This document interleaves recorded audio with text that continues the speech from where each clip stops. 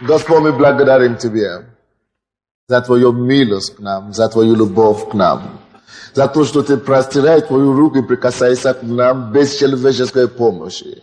И, Господь, мы не хотим брать славу на себя. Мы отдаем Тебе всю славу и честь, мой Бог. Прими все благодарение Твоего народа сегодня. И, Господь, пускай Твоя сила увеличивается среди нас, чтобы больше людей могли приходить к этому источнику воды живой и получать освобождение, облегчение больше и больше народа, Господь. Яви больше и больше Твою благость нам. Во имя Иисуса Христа. И, Господь, я прошу Тебя, проговори нам сегодня.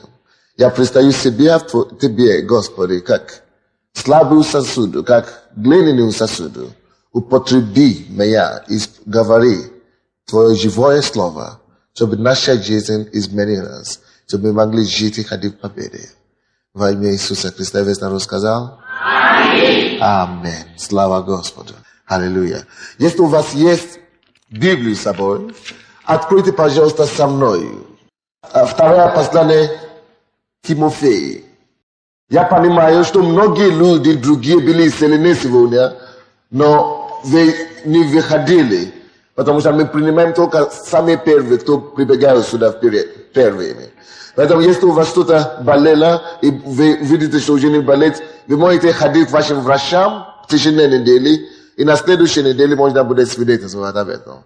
Слава Господу. Второе послание Тимофею, 1 главу. И мы будем читать 7 стих. Второе послание Тимофею, 1 главу. Открываем 7 стих. Я читаю. Ибо дал нам Бог не духа боязни, но силы и любви и целомудрия. Дорогие мои, мы благодарны Господу, что мы спасены кровью Агнца. Мы однажды осознали себя грешником. Мы смиряли себя и покаялись в своих грехах. И после этого то, что Бог обещал, прощение грехов и рождение свыше или возрождение, произошло в нашей жизни. Мы пережили новое рождение. Наш дух стал живым, и мы стали детьми Божьими. Аминь. Каждый человек, кто рожден от Бога, таким образом, посредством покаяния и посредством принятия и исповедания, открытое исповедание Иисуса Христа Господом и Спасителем. Каждый, кто принимает Иисуса вот таким образом, и принимает решение жить и ходить с Ним, Бог нам говорит. И Бог обещает, что таким людям Он посылает Духа Своего. И давайте откроем, пожалуйста, Галатам, 4 главу, 6 стих, где Бог обещает и исполняет то, что Он говорит нам. То есть, каждый человек, кто рожден от Бога, кто рожден свыше, получает Духа Божьего. Может быть, вы просите, почему, для чего? Очень просто, дорогие мои. Потому что когда человек жил без Бога, или просто жил в миру, Библия нам говорит, что каждый человек жил или живет под влиянием или непосредственным воздействием какого-то князя, который господствует на воздухе. Бог называет это дух злобы или князь зла, то есть дьявол. Человек, который не принял Иисуса, человек, который не поверил в Бога живого, живет под влиянием духа злобы, то есть под влиянием духа нечистой, под влиянием сатаны, под влиянием нашества и властей, которые господствуют в духовном мире. Поэтому, когда Бог избавляет человека от греха, когда Он избавляет человека от царства тьмы и приводит этого человека в царство Его Сына, в царство света, в царство Иисуса, Бога живого, on чтобы отличать нас от мира сего, чтобы отличать нас от пороки, от ужасов, от зла, который Господь в этом мире дает нам его печать. И печать его есть Дух Свой. Чтобы мы с этого момента могли уже начать обращаться к Богу по-другому. Не просто обращаться к Нему, как какое-то существо, или какая-то непонятная сила, но после того, как Он дает нам Его Дух, мы начинаем слушать Его голос, и мы начинаем общаться с Ним на право отца и ребенка. Откройте, пожалуйста, эту главу 4 Галатам. Галатам 4, 6 стих. А как вы сыны, то есть сыны Божьи, то Бог послал в сердца ваши Духа Сына Своего, вопиющего Ава Оши. Я прочту еще раз. Мы приняли Иисуса, и мы стали сыновьями Бога, так? И Он говорит, итак, а как вы уже теперь сыны, то Бог послал в сердца наши Духа Сына Своего, вопивающего Ава Оши. Что значит Ава Оши? Это значит папа. Ну, простым словом говорит. То есть Дух Божий пришел в нас, Дух Сына Его. Если вы читали Библию, вы обращаете внимание, что тогда, когда Иисус обращается к Богу, Он обращался к Нему как к Отцу, правда? Вот тот же самый Дух, который позволяет Иисусу называть Бога своим Отцом, этого же самого Духа Бог посылает каждому человеку, который принимает Иисуса своим Господом и Спасителем, так, чтобы мы, подобно Иисусу, начали также называть Бога кем? Отцом. Слава Богу, что мы больше не сирота на этой земле. Слава Богу, что в этом проклятом мире, где обман господствует, в этом мире, где люди не уважают друг друга, в этом мире, где не почитают друг друга, в этом мире, где грабежи, где всякие зла, мы можем иметь успокоение. Мы можем иметь одно утешение, что я имею папа, который больше всего этого. Я имею отца, который способен и может меня освободить от зла этого мира. Первое послание Иоанна, 5 глава, 19 стих говорит нам. Алло, не мешайте, пускай она сядет. Библия нам говорит, первое послание Иоанна, 5 глава, 19 стих, что весь мир лежит во зле. Но Бог говорит, мы же победили мир благодаря Иисусу Христу. Аллилуйя.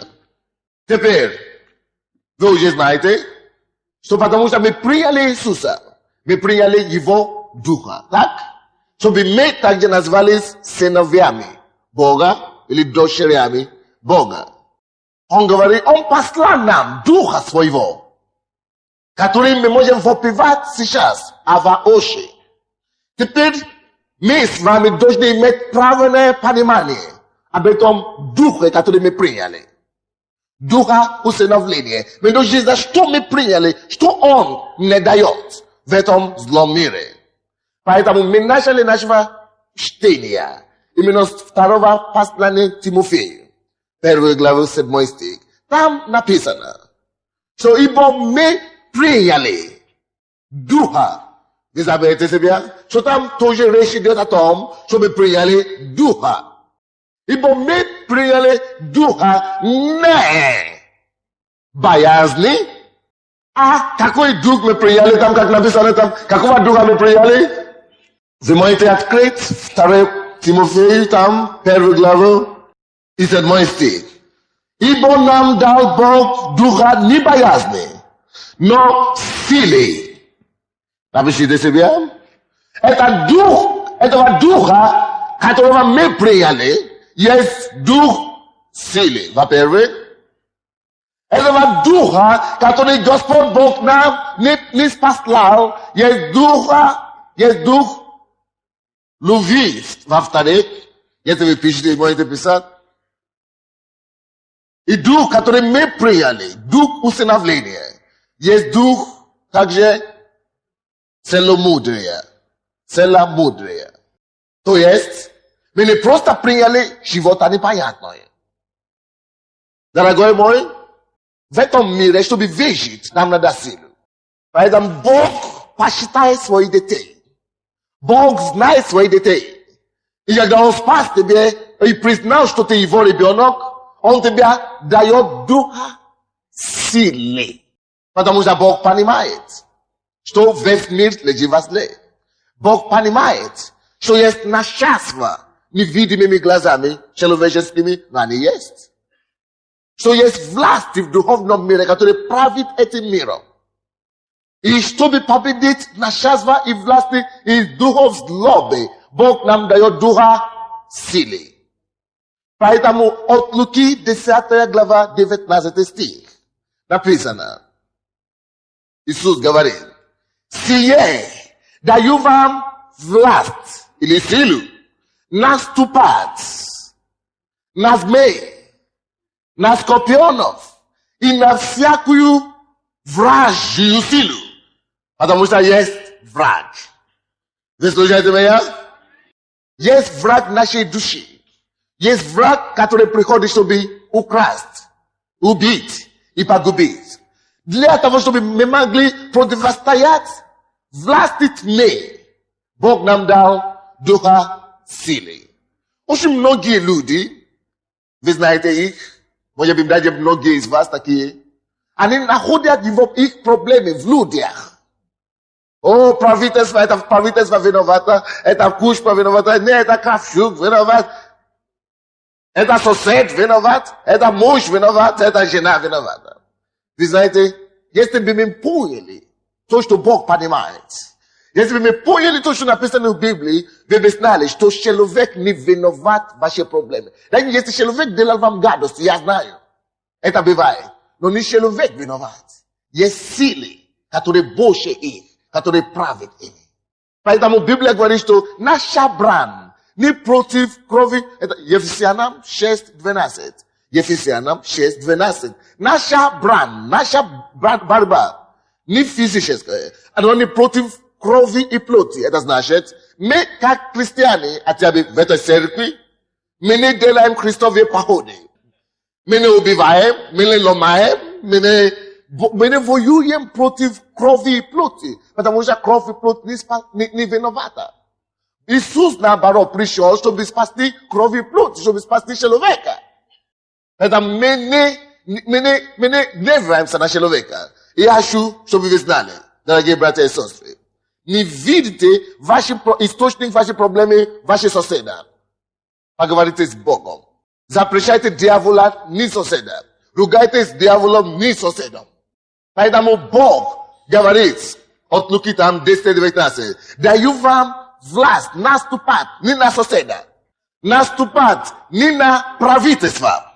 Мы призваны делать, вы знаете, какой у нас должно быть делать с правительством? Мы призваны иметь только одно делать, молиться за них. Поэтому источник, Бог говорит, я даю вам власть наступать на змей. Это не физический змей, который жарит, а духовный змей. И на скорпионов, духовных скорпионов. А также на всякую вражью силу. Он не называет ни человека здесь, ни крови, ни плоти. Потому что наша битва не против крови, не против плоти. Помните? Ибо мы приняли духа не боязни, а духа силы. Для чего? Чтобы мы могли ходить в этом мире победоносное. И силы, и духа любви. Для чего? Нам любовь.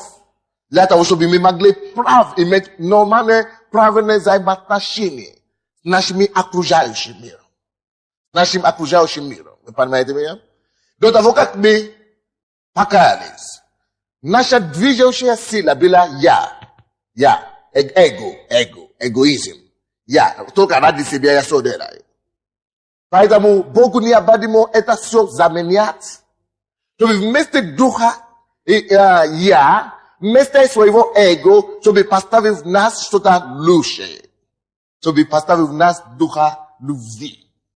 Потому что Бог действует в его взаимоотношениях с нами только в одном принципе. Принципе любви. Поэтому в Новом Завете существует только одна заповедь. Люби Бога и люби соседа. Любовь. Люби Бога. Это имеет два аспекта. Люби Бога и люби соседа. Поэтому, но это невозможно естественной силой. Вы не можете сами любить ваших врагов. Знаете, первый раз, когда я только что уверовал в Бога, я говорю, о Боже мой, поставь левую щеку и правую, ой-ой-ой, я не могу это делать. Или люби врагов своих. Как это я сделаю? Я не могу. Но потом, как я начал расти в Боге, я понял, что действительно, нормальный человек не сможет это делать. Обыкновенный человек не может такое делать, серьезно. Но поймите, что мы с вами уже не нормальные, как таково. Не спешите осудить меня, не спешите проквоздить меня. Не спешите, я объясню. Мы нормальные люди. Но вы понимаете, что я имею в виду, что для мира сего мы уже не нормальные. Как это тебя ударили по левую щеку и ты дал право? Мы не нормальные. И вы тоже не могли бы это делать раньше, до того, как вы пришли к Богу. Почему теперь вы можете это делать, а раньше вы не смогли это делать? Очень просто, я вам объясню. Потому что теперь вы не естественные люди, вы не нормальные люди, вы сверхъестественные люди. Почему сверхъестественные? Я объясню вам. Мы только что говорили с вами в начале, что мы, которые приняли Иисуса, получили возрождение. То есть мы родились от Бога. Когда ты рождаешься от Бога, ты уже не естественный, ты уже не нормальный, ты уже сверхнормы, сверхъестество, сверхъестественное. Поэтому мы могли нести такие тяжести, которые обыкновенный человек не может нести. Понимаете меня? Поэтому мы не деремся, как верующие. Поэтому мы не даем око за око, как верующие. Мы даем все, мы предаем все суды Господу. Он есть наш папа. У кого есть дети из вас? Вы знаете, если ваш ребенок, допустим, 4-летний ребенок, пошел гулять на улице или в садике, и старшие его люди его побили. Так? И хулиганы соседи его побили. И они по 16 лет, подростки его побили.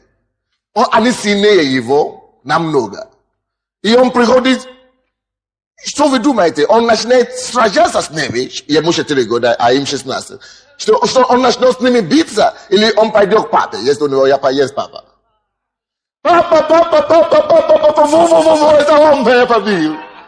Потому что если ты будешь пытаться этого человека ударить обратно, ты знаешь, ты вызываешь больше гнева. Ты вызываешь себя еще больше,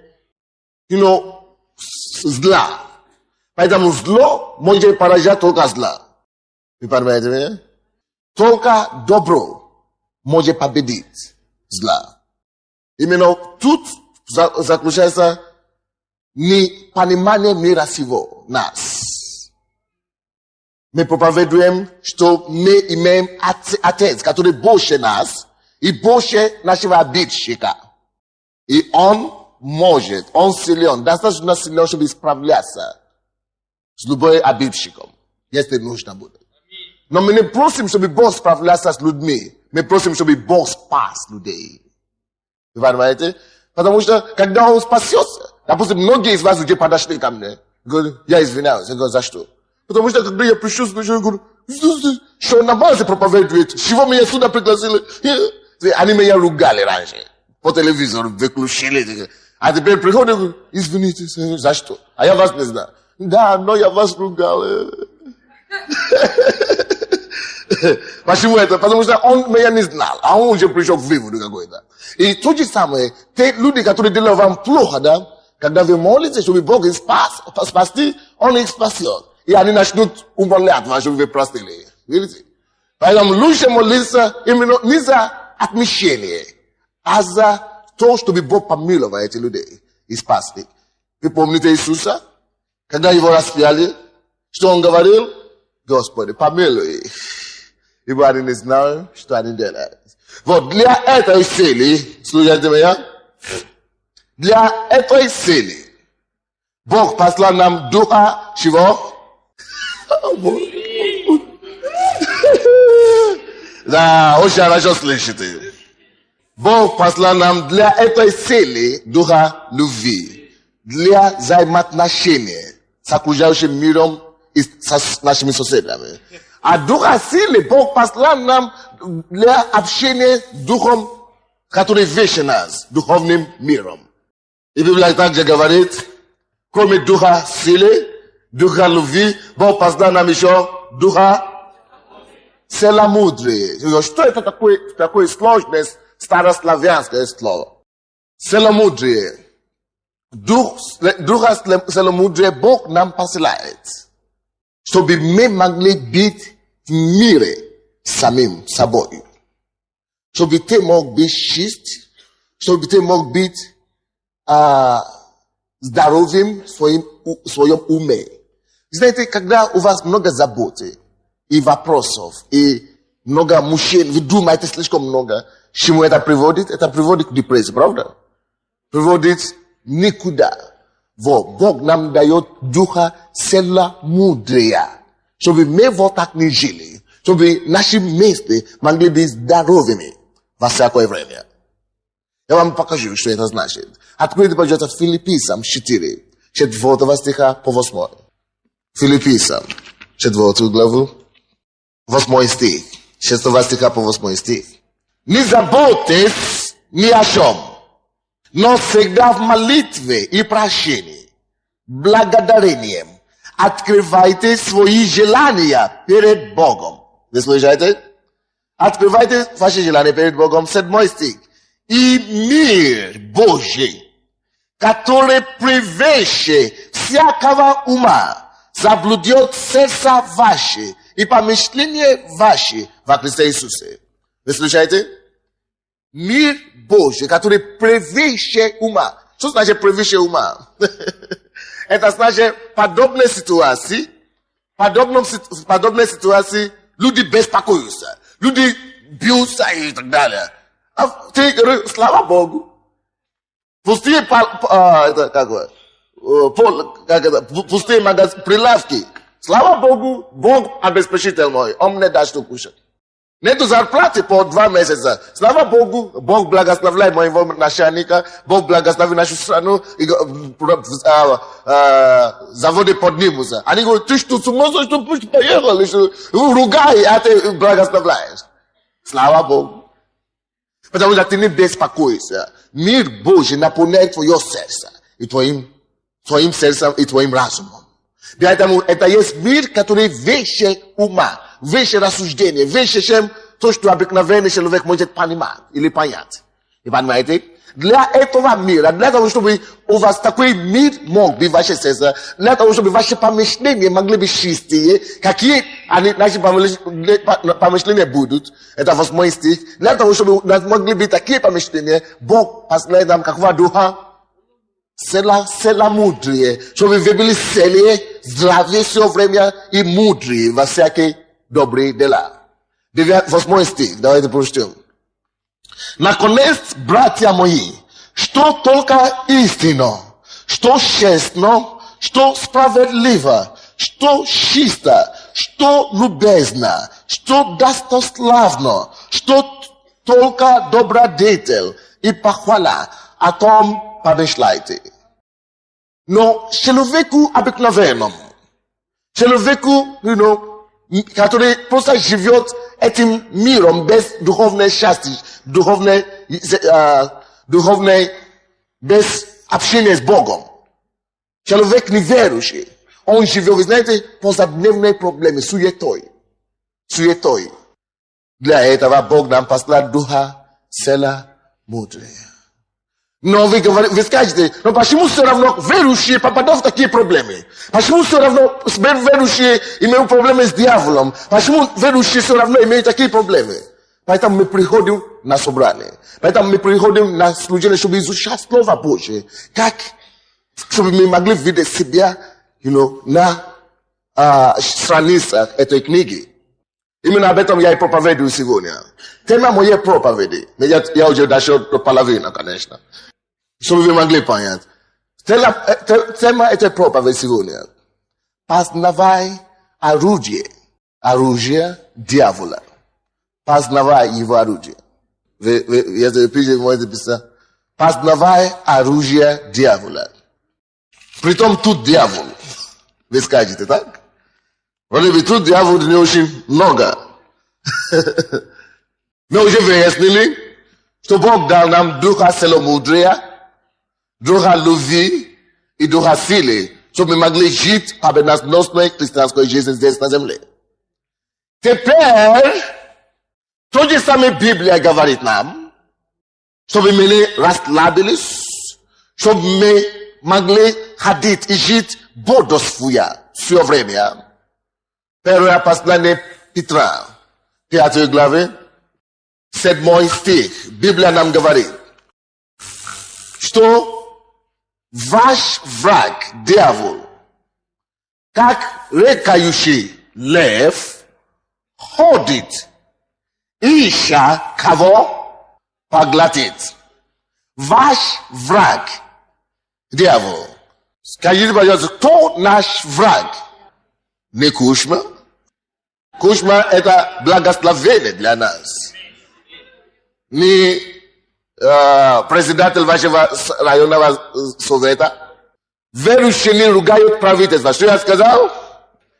И не ругают соседа также. Вы уже не повторяли это. Верующие не ругают людей, короче. Скажите, верующие не ругают. Потому что мы не такого духа приняли. Вы слушаете меня? Мы не такого духа приняли. Мы приняли другого духа. Духа любви. Мы рождены не от того, кто ругает и бьется. Мы рождены от другого папы. От другого отца. Который любит всех. И воздает каждому человеку по его делам. Так что это не рассчитаться счетом с этим человеком. Бог есть, который воздает за дела каждого человека. Слава Богу. Библия говорит, ваш дьявол, как рыкающий лев, ходит, ища кого поглотит. Подчеркните это слово ища кого поглотит. Это 7-8 стихи, да. 5 глава, 7-8 стихи. Что это обозначает? Это значит, мы с вами должны всегда быть бдительности. Потому что дьявол ходит ища. Он не может всех поглотить. Вы слышите меня? Дьявол не может всех поглотить. Он может только поглотить те, которые расслабили в это время. Поэтому он ищет. Вы поняли?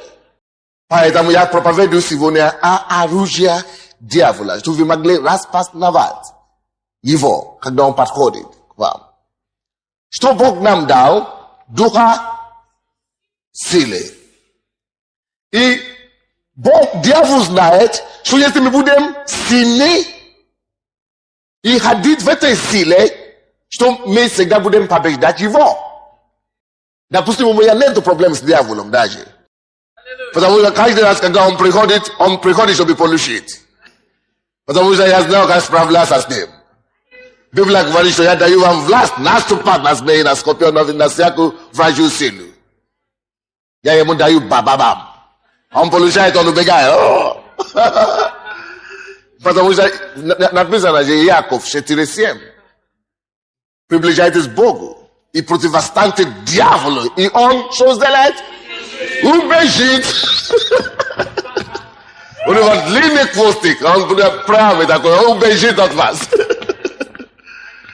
Он убежит от вас. Поэтому Дьявол знает, что если вы, как христиане, будете знать и осознать ваши силы в Господе, что у него проблемы и неприятности. И поэтому первое оружие дьявола, напишите, первое оружие дьявола. Дьявол придумывает первое его оружие. Против нашей силы он придумал, знаете что? Он придумал сомнение. Против нашей силы дьявол придумывает чего? Если Бог говорит, просите и получите, дьявол начинает тебя посунывать сомнения. Просите, а если я не получу? А если Бог мне не даст? Я же не такой хороший. Я же просил вчера, я не получил. Все. Ты потерял твою силу. Дьявол вместо нашей силы, он посылает нам постоянно сомнения в Боге. Он хочет, чтобы ты сомневался в Боге. И поэтому большинство мира сего не верит в Бога. Они не знают, что этот дьявол их загнал в угол неверия, сомнения. Но слава Богу, что мы сегодня, наши глаза открыты, и мы благодарим Господа, что мы знаем эту книгу, мы читаем ее, и мы понимаем, слава живому Богу. Сомнение, это первое оружие дьявола. Сомнение, первое оружие дьявола. Вы видели людей, которые свидетельствовали сейчас о том, что они исцелены? Вы думаете, что только вас люди пригласили в эту церковь? Или только вы видели нас по телевизору? Нет. Миллионы людей видят нас каждую неделю по телевизору. Но что-то не пускает их. Что это? Сомнение. Вот. Почему они не приходят сюда? Потому что дьявол как-то сунул им сомнение. Кто-то сомневается в том, что это пастор честный. Он говорит, что американцы или африканцы приехали к нам на Украину наживаться. Мне очень просто ответить на такой вопрос. Нашли где наживаться.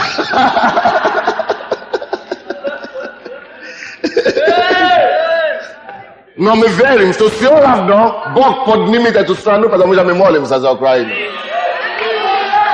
И знаете,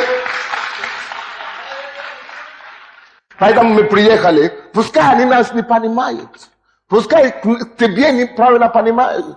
Но когда мы помолимся, когда люди исцеляются, когда экономика поднимется, никто не сможет отрицать этот факт в это время. Они, конечно, будут говорить, что нет, это кто-то делал, это правительство, это кто-то делал. Да, пускай они так говорят, но мы понимаем, что мы молились.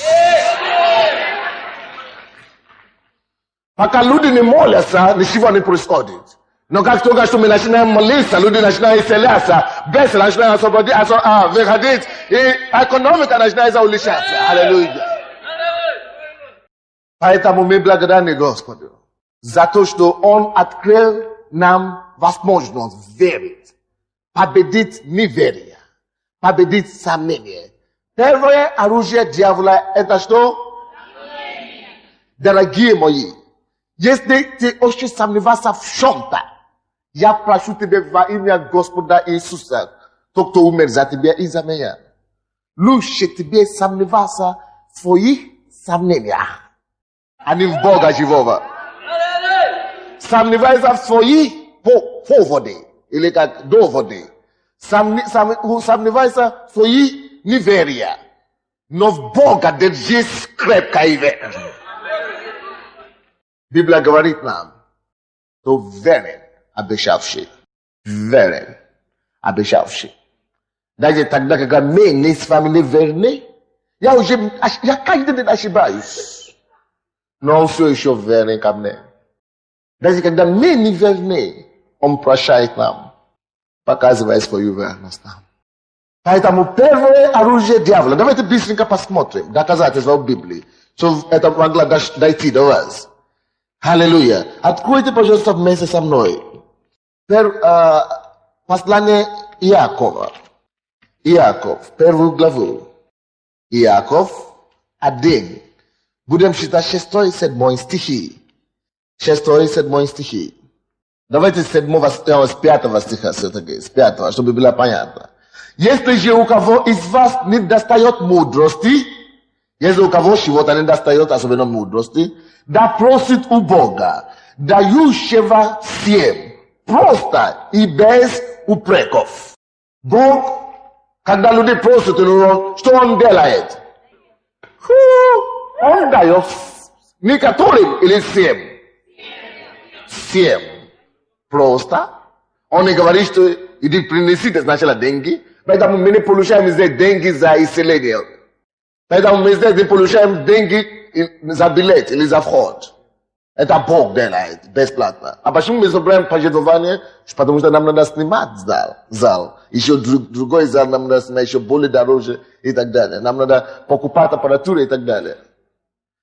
Вы говорите, а ты не можешь платить за это? Я платил, когда я еще работал. Теперь я не могу работать, потому что я теперь занимаюсь нашими проблемами. Слава Богу, аллилуйя. Слава Господу. Но тут Библия говорит, каждый может спросить у Бога. Когда у меня есть проблемы, или у меня есть какие-то нужды, я у кого прошу? Когда у вас тоже есть какие-то проблемы. Поэтому вы видите, что когда я молился здесь, я сначала вам сказал, вы просите у Бога, не у меня. Не у соседа, но у кого? Потому что только Он может исполнить нужды всех одновременно. Всем. Он дает всем просто и без упреков. Он тебя не жалуется, ты просишь что-то вчера. Я тебе дал вчера. Ты слишком много спрашиваешь. Не. Когда я только что пришел к Богу, я боялся спрашивать слишком много. Ну, я слишком много прошу Бога. Ну, не надо, я только один буду спросить. А у него, видите, у него нет дефицита там, серьезно. Поэтому он дает без упреков.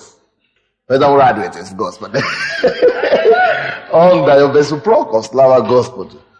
Аллилуйя, мы благодарим Тебя, Господь. 6 стих. Но да просит с верою, ни мало не сомневаясь. Ни мало, ни делаешь его, не сомневаясь. Потому что сомневающийся подобие морской волны, ветром поднимаемое и развиваемое. Да не думай такой человек, что получишь что-нибудь от Господа. Почему необходимо верить? Почему вера необходима? Очень просто. Потому что если ты не веришь в человека, в его способности, тебе делать что-то или тебе что-то дать, это значит, ты его не доверяешь, ты его не принимаешь всерьез. Допустим, ваш сын приходит к вам и говорит, папа, мне нужны игрушки на Новый год. Ты купишь мне? Ты сказал, я тебе куплю. Ты написал это даже ему, вот завещание, на. Я тебе куплю. Я тебе не верю, ты не купишь. Это значит, он говорит папе, что он обманщик. Поэтому мы должны Бог так и спросить у нас, чтобы мы верили. Чтобы не принимать его за обманщика, мы должны верить. Когда мы верим его, не сомневаясь, он что делает? Дает без упреков. Поэтому дьявол это знает. И что он делает? Сунул тебя чего? Сомнения. Потому что он знает, что евреям 11:6 написано, что без веры угодить Богу невозможно. А если ты хочешь угодить Богу, нужно верить в Бога. Человек, который не верит, он не угождает Богу по-любому. Без веры угодить Богу. Поэтому лучше нам сомневаться в наших сомнениях, чем Бога, или в Его Слове, или в Его призвании. Будем верить Слову Господу. Чьим словам поверите вы? Будем верить Слову Господа. Это наша группа так поет. Это чудесно. Мы будем верить Слову Господа. Слава Господу. Римлянам 13. Быстренько откроем. До того, как мы пойдем дальше. Римлянам 14 глава, 23 стих. Римлянам 14, 23 стих. Нашел сомнение тоже, речь идет. А сомневающийся, если есть, осуждается, потому что не по вере. А все, что не по вере, то и грех. Сомневающийся, если вы что-то делаете, да, и вы не верите в это, что что-то получится, вы вообще не верите. Библия говорит, все то, что не по вере, это что? Тогда, как не грешить? То верить Богу и ходить с Ним. Все то, что не по вере, когда ты сомневаешься, да, что, может быть, взять это или не взять. Я сомневаюсь. Тогда лучше не делать это. Видите, но иногда Бог проявляет нам милость. Видите эту женщину? Потому что пока я молился за вас, да, Бог мне показывает вещи, и Бог мне просто проговорил. В зале сегодня есть скептики. Молись за них, чтобы Бог исцелит. Это просто Божья благодать. Я молился. Она, наверное, первый раз пришла. Что у нее было? Полиартрит. Она не могла двигаться. И она удивлена. Опухоли ушли, опухшиеся руки освободились, ноги освободились. Я скептик, но теперь я уже верю в Бога. Иногда Бог проявляет милость таким образом. Но основной способ, как Он работает, это чтобы мы верили Ему. То, что Он говорил нам, Он исполнит. А дьявол, этот дьявол посылает сомнения. Так что, если вы хотите что-то делать для Бога, или вы читаете Слово Божие, или вы слушаете Слово Божие, и сомнение приходит к вам, то это сомнение посылает. А? Да, правильно. Это дьявол, потому что сомнение есть первое орудие дьявола. Так что, когда сомнение подходит к вам, вы знаете, откуда оно идет. Сомнение в себе, в своей способности, сомнение в Боге, сомнение в Его Слове, это дьявол делает такие вещи. Но слава Богу. Дальше. Второе. Против нашей любви, вы помните, что Бог дал нам духа силы, духа любви. Так, это второе. Против нашего духа любви, знаете, что дьявол придумывает?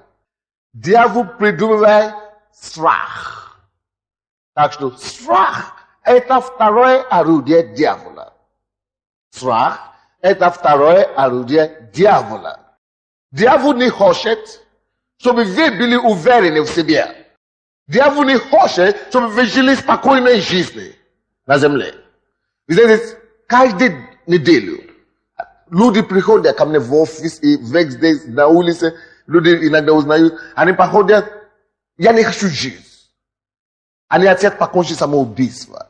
И очень многие проблемы. Страх, что будет со мной в будущем. Страх перед завтрашним днем. Страх за детей. Что будет с ними. Сейчас ракетир, или как вас называют? Рэкет, да? Сейчас он ловит молодых людей. Я не знаю, что будет с нами. Страх, что предприятие закроется и так далее. Вы знаете, от кого страх идет?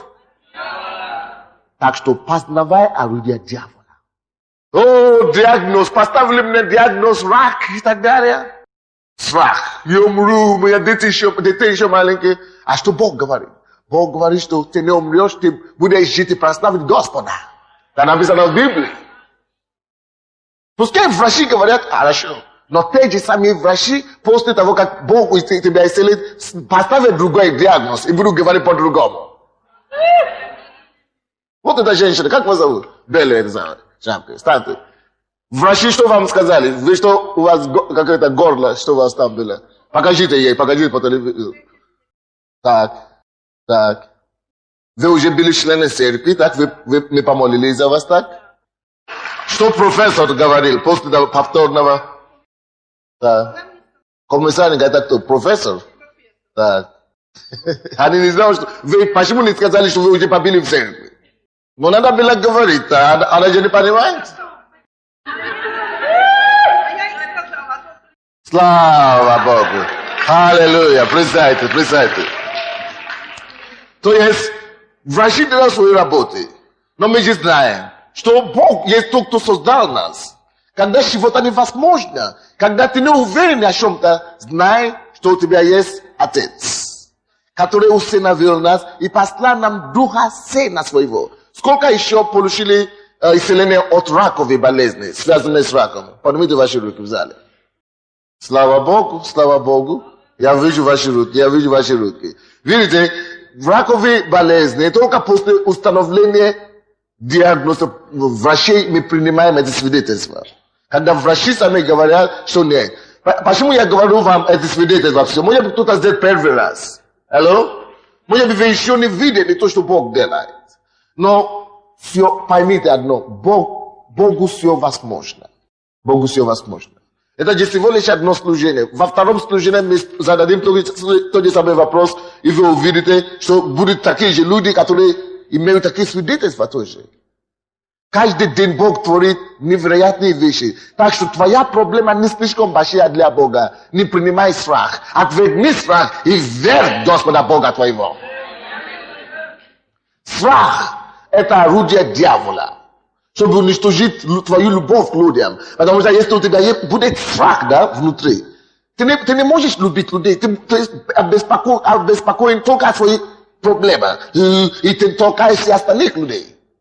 Поэтому Библия говорит, первое послание, давайте откроем, первое послание Иоанна. Первое послание Иоанна 4:18, по-моему. Первое послание Иоанна 4:18. Посмотрите, очень интересно. В любви нечего, поэтому Бог нам дал духа любви, чтобы выгонить страх от нас. Мы же все жили в страхе раньше, правда? Поэтому Бог вместо страха дал нам духа любви. А в любви там нет страха. Амин? Вот написано, в любви нет страха, но совершенная любовь изгоняет страх. Слушайте сюда. Когда вы начинаете чувствовать какой-то страх в своей жизни, страх за может быть, детей, страх за работу, за завтрашний день и так далее, вы поймите, что этот дьявол приходит, чтобы украсть вашу любовь. Потому что если у вас есть совершенная любовь, то она бы изгнала этот страх. Когда я пришел к Богу, я тоже был больным человеком. За меня помолились, Бог меня исцелил. Я слышал проповедь о страхе. И я благодарю Господа, что я слышал эту проповедь. Я вам скажу что-то, и я бы хотел, чтобы все члены этой церкви никогда ничего не боялись. Даже смерть, мы не боимся смерти, потому что мы христиане. Самое худшее, то, что случится с нами, это умереть. А Библия говорит нам, что смерть – это приобретение. Поймите меня правильно. Мы не исламисты, которые убивают людей и себя на смерть толкают. Мы не ищем смерть. Поймите правильно. То есть мы не говорим, что убейте нас, тогда мы заслуживаем небо. Мы просто говорим о том, что мы не боимся, у нас нет страха. Потому что если мы умрем, мы скорее всего пойдем домой. Небо – это наш дом, в конце концов. И нам не надо себя сжигать, как ее белая что-то. Мы не сектанты. Мы христиане во Христе Иисусе. Мы верующие во Христе Иисусе. И поэтому мы не боимся, потому что мы знаем, что Бог больше, чем любой проблемы. Поэтому, когда я слышал эту проповедь, я говорю, Господь, я с этого дня принимаю решение ничего никогда уже в моей жизни не бояться. Ничего, если наступает страх на меня. Вы знаете, что я делаю? Я прихожу к Богу, я говорю, Господь, я начну молиться, пока у меня не будет молиться, не наполнится миром.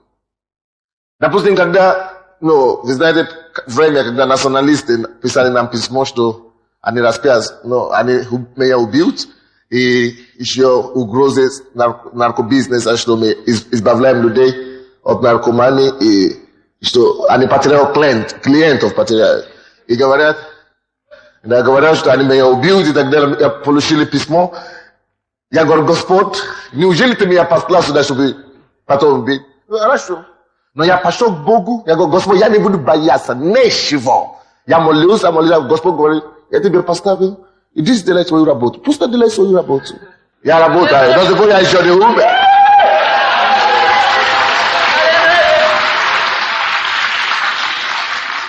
Слава Господу. Поэтому примите решение сегодня, что страх не овладеет вашим сердцем. Ничто Nikakoi strach, ni strach pere ni shem. Вы будете лучше бояться Бога, чем обстоятельства. Потому что Бог способен менять обстоятельства. Я уже принял, люди, которые близко ко мне общаются, вы все, которые, вы знаете, нас так много, вы не все имеете доступ ко мне каждый день. Но люди, которые меня видят в офисе или которые приходят, они знают, что ничего меня не страшит. Я всегда спокойно принимал все, ага, слава Богу. Потому что Бог говорит, что Он не допустит, что даже волос нашей головы упала без Его разрешения. Так зачем тебе тогда бояться? Потому что страх – это мучение. Дьявол таким образом приносит мучение человеку. Посмотрите, 18 стих, тут же написано, что совершенная любовь изгоняет страх, потому что в страхе есть мучение. Видите? В страхе есть мучение. Поэтому страх – это всего лишь способ дьявола, так? Принести мучение в жизни людей. Дорогие братья и сестры, видите, я стою на колене. Не мучите себя через страх. Не мучите себя. Я прошу вас, потому что в конце концов Бог вас исцелит.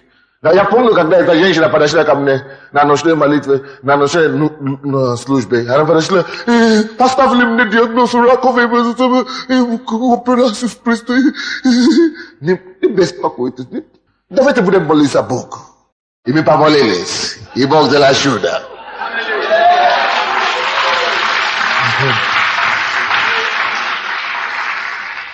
Есть женщина, которая подошла ко мне. Я уже 3 года принимал таблетки. Я не могу спать ночью. У меня страх какой-то, дикий страх. Я говорю, я помолюсь за вас сейчас.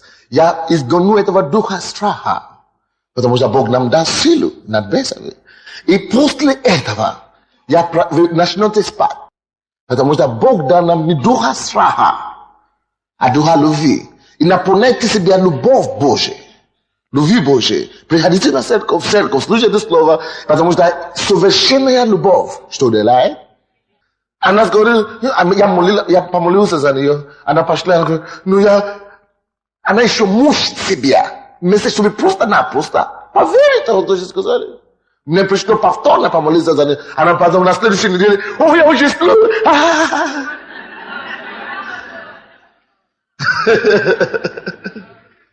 Потому что любовь Божья изгоняет страх. И последняя фраза там, что там написано дальше? Боящийся несовершенной любви. Так что если вы боитесь чего-то, это значит что-то в вашей любви. Либо человеку, соседям, либо Богу что-то не то. Но есть иногда, когда дьявол посылает духа страха, бесы. Когда вы не можете себя контролировать. В этом случае вам уже надо подойти ко мне или к вашему лидеру, чтобы они помолились за вас. Нужно изгонять этого страха. Но когда у вас страх подходит к вам, возьмите это место Писания, 2 Тимофея 1:7, говорит, что Бог, в Библии написано, я не буду сомневаться в Боге, написано, что Бог не дал духа страха, а дух это любви. Поэтому я буду любить, я буду полный любви, я отказываюсь от страха во имя Иисуса. Понимаете меня? Примите твердое решение, что ни за что, ни перед чем я не буду страшиться. Амин? К Римлянам, вы можете читать дома, 8:15. Там написано такое, что ибо Господь освободил нас от рабства, так? Страха. От рабства. Очень многие из нас мы жили в рабстве страха. А если я потеряюсь работу, а если Бог тебя освободил, не поставь себя обратно в это рабство. Дорогие мои, если вы верующие, вы ходите в эту церковь, Бог освободил вас. Если вы уверены в этом, подойдите, мы помолимся за вас, и Бог уверит вас в этом. Потому что Он говорит, что в любви нет, в абсолютной любви, в совершенной любви нет страха. Последнее, быстренько закончим уже сейчас. Наше время подходит к концу. И люди уже приходят, наверное, на второе служение. Но давайте быстренько закончим. Третий, то, что Бог нам дает, это целомудрие, так? Чтобы мы могли иметь правильный разум и так далее. Но против нашего целомудрия дьявол дает нам обескураженность, да, или как называется? Обескураживание. Да, обескураживание. Вместо целомудрия он дает тебе обескураживание. То есть постоянное чувство уныния какого-то. И неполноценное, то есть это атаки в области вашего ума, вашего ума. Обескураженный человек, он не уверен ни о чем. Он постоянно беспокоится. И он постоянно суетится. И Бог не хочет, чтобы мы суетили. Давайте посмотрим пример в Библии. Библия нам лучше объяснит это. Давайте откроем, пожалуйста, числа. 14 главу. Я извиняюсь. Числа 21 главу. Числа 21 главу, 4 и 5 стих. От горы Ор отправились они. То есть это были дети Израилевы, когда они были в пустыне, так? От горы Ор отправили они путем Черного моря, чтобы миновать землю Едома. И стал малодушествовать народ на пути. Малодушествовать, я не знаю, какое другое слово для этого. Короче, это значит, они стали суетиться, короче. Они стали сомневаться. Они стали обескураживаться. Вот. И 5 стих. И говорил народ против Бога и против Моисея. Теперь слушайте. Когда обескураженность приходит к вам, когда неуверенность приходит к вам, когда опасения, такие уныние приходит к вам, вы знаете что? Вы начнете жаловаться. И на людей, и на правительство, и на кого угодно, и даже на Бога иногда. Вот тут обескураженность подошла к людям, к народу, и они все начали жаловаться говорить против Бога и против Моисея. Вы понимаете, почему очень много жалоб в миру ходят, гуляют? Поэтому даже не интересно уже смотреть телевизор, не интересно уже смотреть, даже читать газету, потому что только плохие новости, негативно люди говорят. Только как будто уже нету надежды, ничего уже не получится. Но мы верим, мы верующие, мы молимся Богу, все будет хорошо на земле украинского во имя Иисуса. Люди, которые жалуются обычно, люди, которые говорят отрицательно постоянно, это, вы знаете почему? Потому что они не имеют надежду. Они обескуражены. И это тоже случилось здесь. В пустыне, они начали говорить против Бога, против Моисея. Зачем вывели вы нас из Египта, чтобы умереть нам в пустыне? Ибо здесь нет ни хлеба, ни воды, и душе нашей опротивела эта негодная пища. Они начали жаловаться на то, что Бог дал им. Поймите, обескураженность. Это есть атака дьявола. Человек обескуражен, обычно, когда он думает, что у меня ничего не получится. Бог говорит тебе, иди заработай, Бог, я тебе помогу, я тебя благословлю, у меня ничего не получится. Или, может быть, вы уже старались что-то делать. Я уже работал, уже все, уныние приходит. Дьявол атакует нас, верующих, обескураженность. Давайте я вам дам один пример, который вам точно скажет, что такое обескураженность. Я не знаю, как лучше объяснить, но это место в следующее еще более точно объяснить вам это. Амин? Более точно объяснить нам. Давайте откроем, пожалуйста, Деяния апостолов. Потому что была атака такое на апостола Павла. Деяния апостолов, 18. Деяния апостолов, 18 глава. И давайте будем читать с 5 по 10 стихи. Это последнее место Писания. Мы уже закончим. 5 по 10 стихи. Так. А когда пришли из Македонии Сила и Тимофей, то Павел понуждаем был духом свидетельствовать Иудея, что Иисус есть Христос. Но как они противились и злословили, то он, отрясши одежды свои, сказал к ним: кровь ваша на головах ваших, я чист отныне, иду к язычникам. То есть Бог ему послал к иудеям, так? Потому что они противились того, что он говорил. Они его не воспринимали. Он что делал? Обескураживался, он разочаровался. Вы слышите меня? Таким же образом дьявол давит нас иногда. Вы пришли в церковь, да? Вы начали ходить в церковь, и дьявол начал атаки на вас, чтобы вы могли обескураживаться. Чтобы вы могли попасть в уныние и говорить, что нет, я разочаровался, ничего не получилось, я пошел. И Павел чуть не попал в это искушение. Он говорит: я пошел к язычникам, и 7 стих, и пошел оттуда, и пришел к некоторому чущему Богу, именем Иусту, которого дом был подле синагоги. Христ же, начальник синагоги, уверовал в Господа со всем домом своим, и многие из коринфян, слышая, уверовали и крестились. Господь же в видении ночью сказал Павлу: не бойся, но говори и не умолкай. Видите, не бойся, говори и не умолкай. Ибо я с тобою, и никто не сделает тебя зла. Потому что он же боялся, он хотел убежать.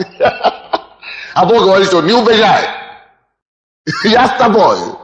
Никто тебя не сделает зла, потому что у меня много людей в этом городе. А что как называется такая атака? У Павла раньше было целомудрие. Он не сомневался ни в чем. Он работал, здравое место и так далее. И тут дьявол бац! Люди не принимают, я уже разочаровался. Обескураживание. Он хотел уйти. Но Бог, слава Богу, что он остановил его.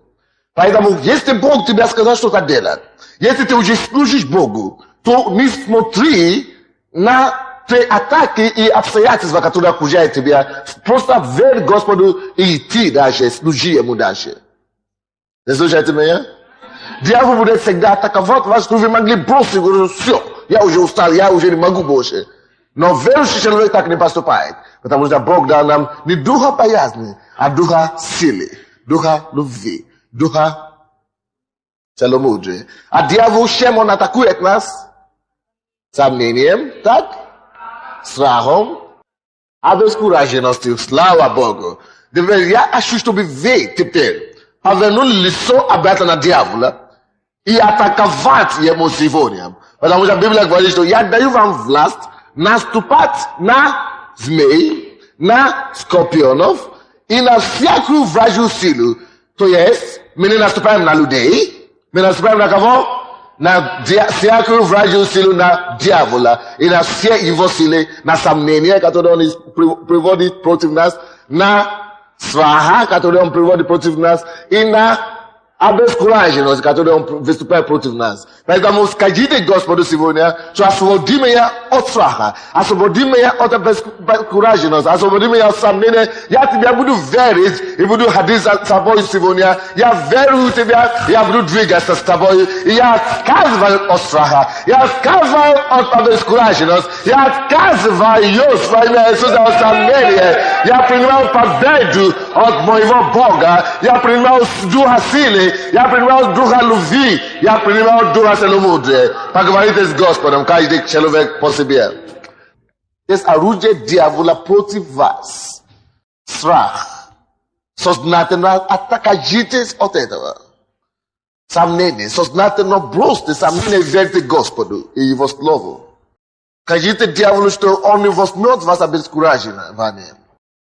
У вас страх перед будущим. Отдайте вашу жизнь Богу. Он знает будущее, он знает завтра. Он сделает все лучше для вас. Он знает то, что вы нуждаетесь. И просто отдайте ваше будущее Богу. Отдайте ваше завтра Богу. Скажите ему: Господи, я отдаю тебе мое завтра. Я отдаю тебе мое будущее моих детей. Я отдаю все тебе. Я не буду бояться больше. Я не буду сомневаться, что все будет хорошо. Все будет хорошо. Потому что ты поэтому и спас меня. Все будет хорошо со мной. Может быть, ты сомневаешься в своей силе, ты сомневаешься в своей способности, ты сомневаешься, что Бог исполнит Его слово относительно Od mojego Boga, ja przyjmę ducha sily, ja przyjmę ducha любви, ja przyjmę ducha celomudry. Поговорите с Господом, каждый человек по себе. Будет дьявола против вас. Страх. Сознательно откажитесь от этого. Сомнение. Сознательно бросьте сомнение, верьте Господу и Его Слову. Скажите дьяволу, что он не возьмет вас обескураживание. Будущее, у вас страх перед будущим, отдайте вашу жизнь Богу. Он знает будущее, Он знает завтра. Он сделает все лучше для вас. Он знает то, что вы нуждаетесь. И просто отдайте ваше будущее Богу. Отдайте ваше завтра Богу. Скажите ему: Господи, я отдаю тебе мое завтра. Я отдаю тебе мое будущее моих детей. Я отдаю все тебе. Я не буду бояться больше. Я не буду сомневаться, что все будет хорошо. Все будет хорошо. Потому что ты поэтому и спас меня. Все будет хорошо со мной. Может быть, ты сомневаешься в своей силе, ты сомневаешься в своей способности, ты сомневаешься, что Бог исполнит Его Слово относительно тебя, ты сомневаешься, что, может быть, у тебя что-то получится в жизни. Скажи Богу, что: Господь, я верю в Тебя, ибо без веры угодить Тебя невозможно. Но я верю в Тебя, Господь, я отказываюсь от сомнения. Я буду верить Господа, со мной все будет хорошо, ибо написано в Слове Божьем, что Он пришел, чтобы дать мне жизнь, и жизнь с избытком. Поэтому все со мной будет хорошо, у меня будет жизнь с избытком, у моей семьи будет жизнь с избытком и так далее. И поговорите с Богом о своем положении. Он знает вас. Поэтому Он дал вам это слово сегодня, чтобы вы могли жить в победе. Также скажите Господу, что обескураживание вас не возьмет. Вы совершите того призвания, которое Он имеет для вас. Вы совершите ваш путь. Вы дойдете до конца. Мы дойдем до неба во имя Иисуса Христа. Мы не погибнем здесь в пустыне, в этом злом мире. Мы дойдем до неба. Поговорите с Господом, что вы не будете обескуражены. Теперь я буду молиться за вас. Вы просто скажите Господу ваши нужды, и я буду молиться вместе с вами. Я присоединю моей вере к вашей вере. И Господь сделает чудо. Ожидайте изменения в ваших обстоятельствах во имя Иисуса. Господь Бог, во имя Иисуса, я благодарю Тебя за это слово, которое мы уже слышали сегодня. Мой Бог, Твое слово говорит: идите, проповедуйте Евангелие всей твари. И что я буду с вами до конца света, подтверждая это слово чудесами и знамениями. Господь, время пришло, чтобы Ты подтвердил это слово, которое Твой народ слышал, чудесами и знамениями. Я уже сделал свою часть, Божия. Я проговорил Твое слово.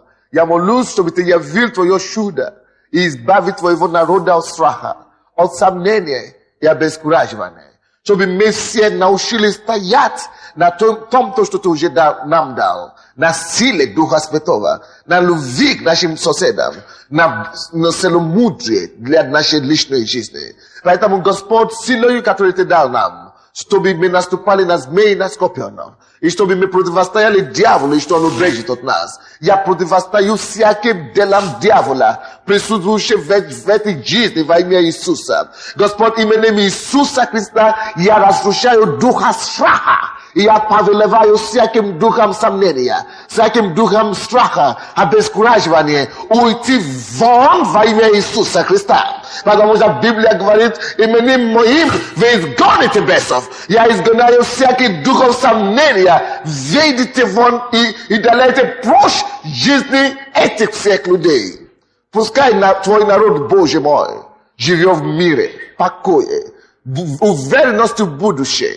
Во имя Иисуса Христа, чтобы мы все совершили наше поприще и наше призвание, чтобы наша страна могла подняться и быть на том месте, где Ты хочешь поставить ее среди народов мира сего. Мы благодарим Тебя, Господь, что Ты услышал нашу молитву, ибо Твое слово говорит, что просите и получите. Мы просили сегодня, веруя Тебе, и знаем, что Ты уже услышал. И сделай больше, намного больше, чем мы просили, что мы даже не можем себе представить. Мы благодарим Тебя, Господь. Будь прославлен во веки веков. Во имя Иисуса Христа. И весь народ скажет: Аминь. Аминь.